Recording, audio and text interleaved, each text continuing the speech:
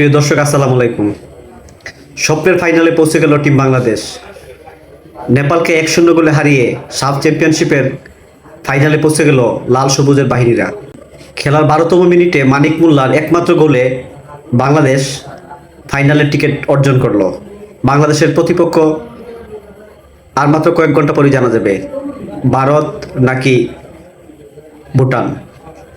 এই ম্যাচে অসাধারণ খেলেছে ডেকলাইন সুলিভান। সিন্ডিকেটের কারণে এই ডেকলাইন সুলিভানকে একাদশে চেয়েছিল না কোচ, কিন্তু দর্শকদের চাপে আজ ডেকলাইনকে একাদশীর সুযোগ দিল এবং ডেকলাইন তার ক্লাস দেখিয়ে দিল। সে যে কোনো অংশে কম নয়, বরঞ্চ রোনান সুলিভান থেকে ডেকলাইন সুলিভান প্রতিভা আরও বেশি, সেটা যেন প্রমাণ করে দিল মাঠে নেমে। অসাধারণ সব পাস এবং আরেকটি হয়ে গিয়েছিল, তার অসাধারণ কাটব্যাক থেকে গোলটি করতে পারে নাই, জাল নেটের বাইরে মেরে। এই সুলিভান ব্রাদাররাই বাংলাদেশকে একদিন এগিয়ে নেবে ইনশাল্লাহ। তবে তাদেরকে সিন্ডিকেট মুক্ত রেখে জাতীয় দলের সুযোগ করে দিতে হবে। আগামী ফাইনালে বাংলাদেশের জন্য শুভকামনা থাকবে।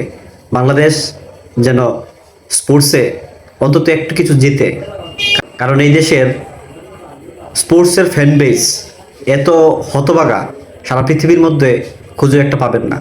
বাংলাদেশের ক্রিকেট বলেন, ফুটবল বলেন, যে কোনো ফ্যান বেজেই শেষ পর্যন্ত এসে তরি ডুবে যায়। এই অবস্থা হলো বাংলাদেশের ফ্যান বেজের। তারপরও তারা নিঃস্বার্থ ভালোবাসা দিয়ে যাচ্ছে এই স্পোর্টসগুলোকে। শুভকামনা থাকবো বাংলাদেশ টিমের জন্য। বাংলাদেশ দল ফাইনালে ভালো খেলে বা এই দেশের মানুষকে যেন উচ্ছ্বাসিত করতে পারে, সেজন্য তার জন্য শুভকামনা রইল। ধন্যবাদ সবাইকে।